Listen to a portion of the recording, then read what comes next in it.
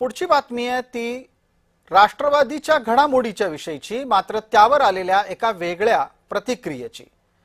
सुनेत्रा पवारांना त्यांच्या पक्षात बोलूच दिलं जात नाही असा दावा केला जातोय। सुनेत्रा पवार यांना बोलून न देता पत्रकार परिषद ही तटकरे आणि पटेल यांनी आटोपली अशी भूमिका घेतली गेली आहे। प्रेस आहे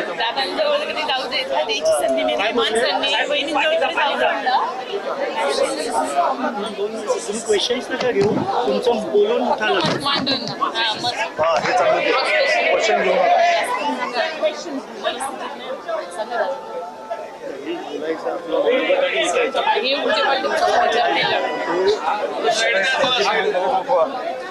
अमृत बाजूला